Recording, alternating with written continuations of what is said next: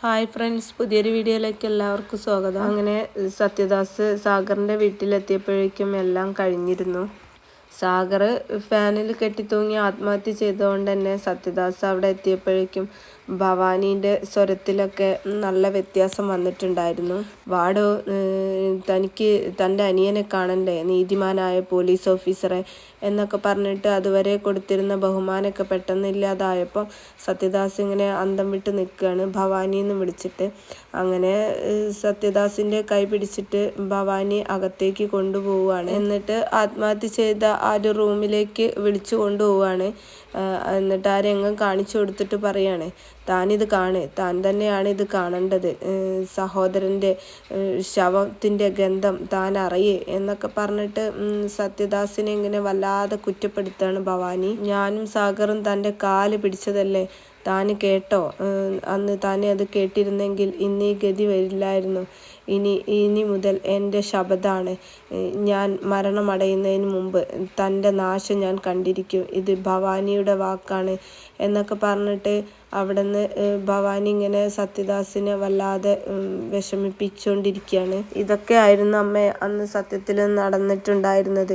ഞാൻ എങ്ങനെയെങ്കിലും അവനെ രക്ഷിക്കാനായിരുന്നു നോക്കിയിരുന്നത്. പക്ഷെ അതിനൊന്നും സാവകാശം തരാതെ അവന് പെട്ടെന്ന് അങ്ങ് പോയി കളഞ്ഞു. അതിന് ഞാൻ എന്ത് തെറ്റാ ചെയ്തത്, ഭവാനി ഇങ്ങനെ എന്നെ കുറ്റപ്പെടുത്താൻ എന്നൊക്കെ പറഞ്ഞിട്ട് അമ്മയുടെ അടുത്ത് ഇങ്ങനെ സങ്കടം പറയും. അതൊക്കെ കേൾക്കുമ്പോൾ അമ്മയ്ക്കും വല്ലാതെ വിഷമാവാണ്. അമ്മയും കൂടെ ഇരുന്ന് കരയാണ്. എന്നിട്ട് പിന്നെ പുറത്തേക്ക് ഇറങ്ങിയിട്ട് അമ്മ പറയാണ്, ഞാനിപ്പോൾ വന്നത് ഇതൊന്നും ചർച്ച ചെയ്യാനല്ല, അഞ്ജനയുടെ കല്യാണത്തെക്കുറിച്ച് പറയാൻ വേണ്ടിയിട്ടാണ്. അച്ഛനില്ലാത്ത കുട്ടിയല്ലേ മോനെ അവള് നമ്മുടെ തറവാട്ടിൽ വേണം, മരുമകളായിട്ട് നമ്മുടെ കുടുംബത്തിലേക്ക് വന്ന് കയറണം. അതുകൊണ്ട് നീ അജയുടെ അടുത്ത് സംസാരിക്കണം ഈ ഒരു കാര്യത്തെക്കുറിച്ച്. ഞാൻ സംസാരിച്ചു കഴിഞ്ഞാൽ അതൊരു ഉത്തരവിറക്കൽ പോലെ ആയിരിക്കും. അതുകൊണ്ട് നീ തന്നെ വേണം ഇതിന് മുന്നിട്ടിറങ്ങാൻ എന്നൊക്കെ പറഞ്ഞിട്ട് സത്യദാസിൻ്റെ അടുത്ത് അജയുടെയും അഞ്ജനയുടെയും വിവാഹകാര്യത്തെക്കുറിച്ചിട്ട് ഒരു തീരുമാനം എടുക്കാൻ പറയാണ്. പിന്നീട് കാണിക്കുന്നത് പോലീസ് സ്റ്റേഷനാണ്. അവിടെ നമ്മുടെ ഭൂമി എല്ലാവർക്കും ചായയും കൊണ്ടുവരികയാണ്. ആ കൂട്ടത്തിൽ പോലീസുകാർക്ക് എല്ലാവർക്കും ചായ കൊടുത്തതിന് ശേഷം പിന്നെ ഒരു ഗ്ലാസ് ചായയുമായിട്ട് അജയുടെ റൂമിലേക്ക് പോകുമ്പോൾ പോലീസുകാർ ചോദിക്കും, ഇതെന്താ ഭൂമി ഒരു ഗ്ലാസ് ചായ എക്സ്ട്രാ, ഇത് നമ്മുടെ CIക്കാണ് എന്ന് പറഞ്ഞിട്ട് അവൾ ആ ചായയും കൊണ്ട് അകത്തേക്ക് പോവുകയാണ്. അവൾ ചായയും കൊണ്ട് വരുന്നത് കണ്ടിട്ട് അജയ് അവളെ ഇങ്ങനെ തുറച്ച് നോക്കും. അപ്പോൾ ഭൂമി പറയും, ചായയായിട്ട് വന്നതാ, എന്താ ഇപ്പോൾ ഒരു ചായ കൊണ്ടുവരാൻ തോന്നിയത്? അതിപ്പം തൻ്റെ തെരുവ് നാടകം കണ്ട് ഞാൻ ക്ഷീണിച്ചിരിക്കുകയാണെന്ന് കരുതിയോ? അപ്പോൾ ഭൂമി ചിരിച്ചുകൊണ്ട് പറയും, നമുക്കൊരു കോംപ്രമൈസ് ഒക്കെ ആവാം സാറേ, എന്തിനാ വെറുതെ നമ്മൾ തമ്മിൽ ഫൈറ്റ് ചെയ്യുന്നത്? അതെ കോംപ്രമൈസ് ആവാം. സത്യത്തിൽ ഞാൻ കുറച്ച് ഓവറാണെന്ന് എനിക്ക് തന്നെ തോന്നുന്നു. അത് കേൾക്കുമ്പോൾ ഭൂമി പറയും, കുറച്ചൊന്നും അല്ല സാറേ, നല്ല ബോറാണ്. ഓഹോ, എങ്കിൽ താനേ എൻ്റെ മുറിയിലേക്ക് ചായ കൊണ്ടുവയ്ക്ക്, ഞാനിപ്പോൾ വരാം എന്ന് പറഞ്ഞിട്ട് അവിടുന്ന് പോവുകയാണ്. അങ്ങനെ ഭൂമി അകത്തേക്ക് കയറിയിട്ട് നമ്മുടെ അജയ് ഇരിക്കുന്ന സീറ്റിൽ ഇരിക്കുകയാണ്. എന്നിട്ട് അജയുടെ തൊപ്പിയും കൂളിംഗ് ഗ്ലാസും ഒക്കെ വെച്ചിട്ട് ഇങ്ങനെ തിരിഞ്ഞും മറിഞ്ഞൊക്കെ ഇരുന്ന് അവൾ സ്വയം ഇങ്ങനെ പറയുകയാണ്, ഒരു CI ആയിരുന്നെങ്കിൽ എന്ത് രസമായേനെ എന്നൊക്കെ പറഞ്ഞിട്ട് ആ റിവോൾവർ എടുത്ത് ഇങ്ങനെ ഷൂട്ട് ചെയ്യാൻ നിൽക്കുന്ന ആ ഒരു സമയത്താണ് അജയ് കയറി വരുന്നത്. അത് കാണുമ്പോൾ ആദ്യം അജയ് ഒന്ന് പേടിക്കെങ്കിലും പിന്നെ അവളുടെ കൈ തിരിച്ചു പിടിച്ച് ആ തോക്ക് തട്ടിപ്പറിച്ച് വാങ്ങിയിട്ട് അവളെ നേരെ ലോക്കപ്പിൽ അടയ്ക്കുകയാണ്. എന്നിട്ട് അജയ് അവളെ അടുത്ത് പറയാണ്, നീ ഇപ്പം കാണിച്ചു വെച്ചിരിക്കുന്നത് എന്താണെന്നറിയോ? നിയമം എല്ലാം കയ്യിലെടുത്ത് വെച്ചിരിക്കുകയല്ലേ, സെക്ഷൻ 379 and 392. എന്താ അത്? സർവീസ് തോക്ക് അന്യായമായി മോഷ്ടിക്കാൻ ശ്രമിക്കുന്നതിന് 10 വർഷം വരെ കഠിന ശിക്ഷ കിട്ടാവുന്ന കുറ്റം. അപ്പോൾ ഭൂമി പറയും, അതിന് സാറേ ഞാൻ മോഷ്ടിച്ചിട്ടില്ലല്ലോ, പിന്നെ താൻ എന്താ ചെയ്തത്? രാജ്യസുരക്ഷയും നിയമവ്യവസ്ഥയും വെല്ലുവിളിക്കുന്ന ജീവിതാവസാനം വരെ ജയിലിൽ കിടക്കാം എന്നൊക്കെ പറഞ്ഞിട്ട് അജയ് അവിടെ നിന്ന് പോവുക. ആ സമയത്ത് അവിടെ ലോക്കപ്പിലുണ്ടായിരുന്ന 2-3 പെൺകുട്ടികളെ ഭൂമി പരിചയപ്പെടുകയാണ്. എന്നിട്ട് അവരുടെ അടുത്ത് ചോദിക്കും, നിങ്ങളെ എന്തിനാണ് ഇങ്ങനെ അറസ്റ്റ് ചെയ്ത് വെച്ചിരിക്കുന്നത്?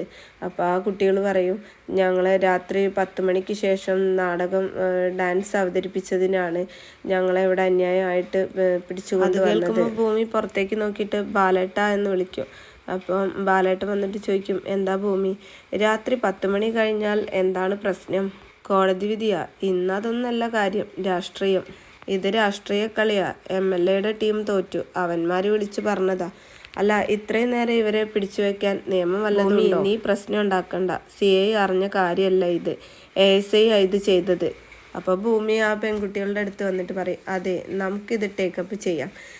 എൻ്റെ അമ്മ ഒരു നാടക ആർട്ടിസ്റ്റ് ആയിരുന്നു എന്നൊക്കെ പറഞ്ഞിട്ട് അമ്മ അഭിനയിച്ച നാടകത്തിനെ പറ്റിയൊക്കെ ആ പെൺകുട്ടികളുടെ അടുത്ത് പറയുകയാണ്. അങ്ങനെ നാടകത്തിനെ കുറിച്ചൊക്കെ വാതോരാതെ ആ പെൺകുട്ടികളുടെ അടുത്ത് ഇങ്ങനെ ഭൂമി സംസാരിച്ചുകൊണ്ടിരിക്കുന്നതിനിടയിലാണ് അജയുടെ ഒരു ഫ്രണ്ട് വന്നിട്ട്, അഡ്വക്കേറ്റാണ്, ഫ്രണ്ട് വന്നിട്ട് ലഡു ഒക്കെ വിതരണം ചെയ്യുന്നത്.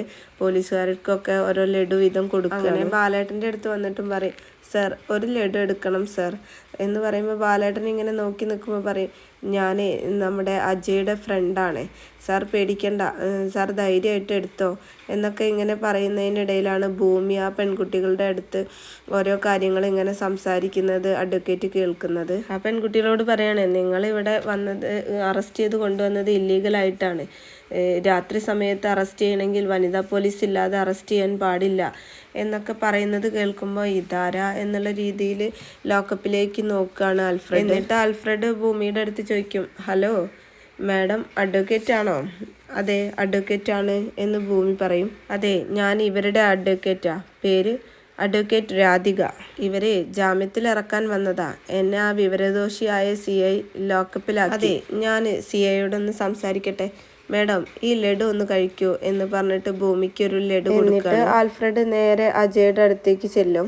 ആൽഫ്രഡിനെ കണ്ടതും നമ്മുടെ അജയ് കേസിനെ കുറിച്ചിട്ടും കേസ് ജയിച്ച കാര്യത്തെ കുറിച്ചിട്ടൊക്കെ ഇങ്ങനെ ചോദിച്ചറിയാം. അതിനിടയിൽ ആൽഫ്രഡ് ചോദിക്കും, ഓ, നീ ഇവിടെ വന്ന് പണി തുടങ്ങിയല്ലേ? അവിടെ കുറച്ച് ആ അഡ്വക്കേറ്റിനെയും കുറച്ച് പേരെയൊക്കെ നീ അറസ്റ്റ് ചെയ്തിട്ടുണ്ടല്ലോ, ലോക്കപ്പിൽ അടച്ചത് എന്തിനാണ്? അത് കേൾക്കുമ്പോൾ അജയ് ചോദിക്കും, അവൾ അങ്ങനെ പറഞ്ഞോ? ഫ്രോഡാണ് അവൾ അഡ്വക്കേറ്റ് ഒന്നല്ല, അവൾ ആ ചായക്കട നടത്തുന്ന ആളാണ്. അതൊക്കെ പോട്ടെ, നിനക്കൊരു വിവാഹത്തിൻ്റെ കാര്യം വന്നെന്ന് അറിഞ്ഞു. ആ, അങ്ങനെ ഒരു ആലോചന നടക്കുന്നുണ്ട്. പോട്ടെ, ഫോർഗെറ്റ് എവരിത്തിങ് എന്ന് പറയുമ്പോൾ അജയ് ചോദിക്കും, മറക്കാനോ? എന്നെക്കുറിച്ച് എല്ലാം അറിയുന്ന നീ തന്നെ ഇത് മറക്കാനോ? എൻ്റെ ഹൃദയത്തെ തൊട്ടുണർത്തി ഒരു ജീവിതകാലം മുഴുവൻ എൻ്റെ ജീവൻ്റെ താളമായി നിൽക്കാൻ ആഗ്രഹിച്ച ആ പെൺകുട്ടിയെ മറക്കണമെന്നാണോ നീ പറയുന്നത്? പറയടാ നയനെ, എനിക്കാരാ? നീ തന്നെ പറ.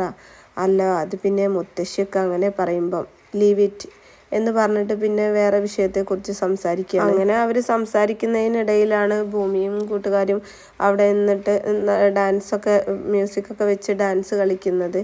അത് സൗണ്ട് കേൾക്കുമ്പം ആൽഫ്രഡ് ചോദിക്കും, ആഹാ, പോലീസ് സ്റ്റേഷനിൽ മ്യൂസിക് സിസ്റ്റം ഒക്കെ വെച്ച് കാണിക്കുന്നത്. ഭൂമിയും ആ 3 പെൺകുട്ടികളും നല്ല അടിപൊളിയായിട്ട് ഡാൻസ് ചെയ്യാണ്. പോലീസുകാരാണെങ്കിൽ അത് നോക്കി ഇങ്ങനെ അവരുടെ താളത്തിനൊത്ത് കൈകൊട്ടുന്നുമുണ്ട്, അത് ആസ്വദിക്കുന്നുണ്ട്. അജയ് അതും കണ്ടിട്ടാണ് വരുന്നത്. അജയ്ക്ക് അത് കാണുമ്പോൾ നന്നായിട്ട് ദേഷ്യം വരികയാണ്. എന്നിട്ട് അജയ് ഭൂമിയുടെ അടുത്ത് ചോദിക്കും, നീ എന്താ നിയമം കയ്യിലെടുക്കുകയാണോ? അപ്പോൾ ഭൂമി പറയാണ്, സാറ് നിയമമല്ലല്ലോ പിന്നെ കയ്യിലെടുക്കുന്നത്, ഗുണ്ടായിസ് അല്ലേ? എന്നിട്ട് ആൽഫ്രഡിൻ്റെ അടുത്ത് പറയും, വക്കീൽ സാറ് ഈ കേസിൻ്റെ മധ്യസ്ഥനാവണം. എൻ്റെ പേരിലുള്ള കുറ്റം ഞാൻ സർവീസ് റിവോൾവർ എടുത്തു എന്നുള്ളതാണ്.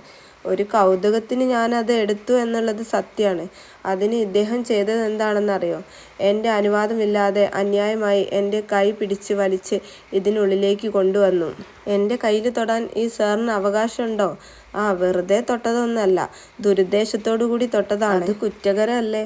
നിയമം സംരക്ഷിക്കേണ്ട സാറ് ഇങ്ങനെയൊക്കെ ചെയ്താൽ പിന്നെ എന്താ ചെയ്യുക? ഈ പെൺകുട്ടികളുടെ കാര്യം, രാത്രി 10 മണിക്ക് ശേഷം പ്രോഗ്രാം നടത്തി എന്നതിൻ്റെ പേരിലാണ് അറസ്റ്റ്.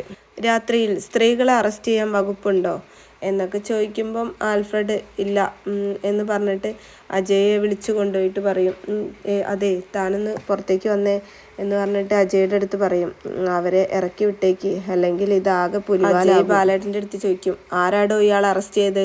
ASI സാറാണ്. എവിടെ അയാൾ ലീവിലാണ്.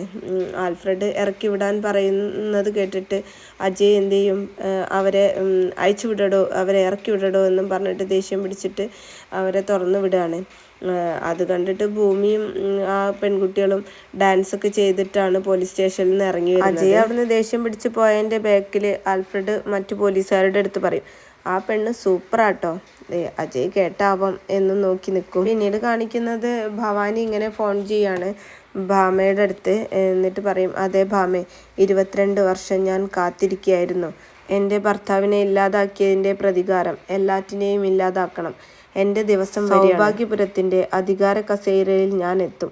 ഈ കുടുംബത്തിലുള്ളവരുടെ പലരുടെയും തല തല്ലിച്ചതച്ചുകൊണ്ട്. ഭയക്കാനോ? ആരെ ഭയക്കാൻ എന്നൊക്കെ പറഞ്ഞ് ഫോണിൽ ഇങ്ങനെ വിളിച്ചുകൊണ്ടിരിക്കുന്ന സമയത്തായിരിക്കും അമ്മയും സംഗീതയും അവിടേക്ക് കാറിൽ വന്ന് ഇറങ്ങുന്നത് കാണുന്നത്.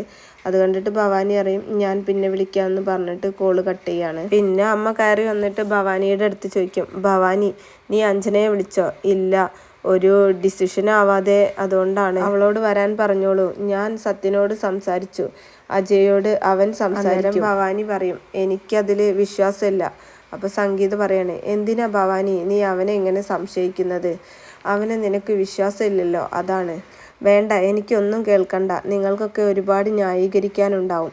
ഞാനും സാഗറും കാല് പിടിച്ചതാ, രക്ഷിക്കാമായിരുന്നു, പക്ഷേ സാഗർ എന്നോട് പറഞ്ഞിട്ടുണ്ടായിരുന്നു, ഫാർമസ്യൂട്ടിക്കൽ കമ്പനിയിൽ സത്യേട്ടന് നോട്ടിട്ടുണ്ടായിരുന്നു.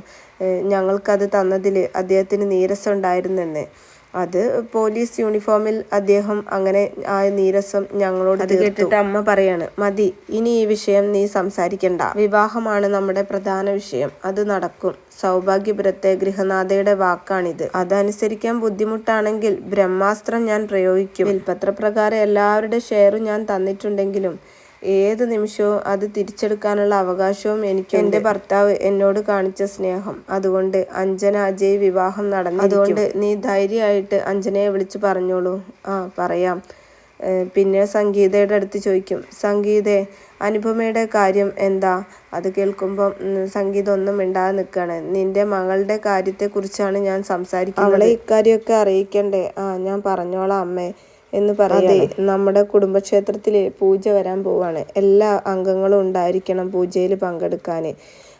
നമുക്കതിന് വേണ്ട പൂജാ സാധനങ്ങളൊക്കെ നമുക്ക് ആ കുട്ടിയെ ഏൽപ്പിക്കാം. എന്താ ആ കുട്ടിയുടെ പേര്? അതെ, ഭൂമിജ. അവളെ ഏൽപ്പിക്കാം. അപ്പം സംഗീത പറയും, അമ്മയ്ക്ക് അവളുടെ പേരൊക്കെ നല്ല ഓർമ്മയുണ്ട്. ചില പേരുകൾ അങ്ങനെയാണ്, ഒറ്റ തവണ കേട്ടാൽ തന്നെ അത് നമ്മുടെ ഹൃദയത്തിൽ അങ്ങ് ചേർന്ന് നിൽക്കും. അതാണ് ആ കുട്ടി.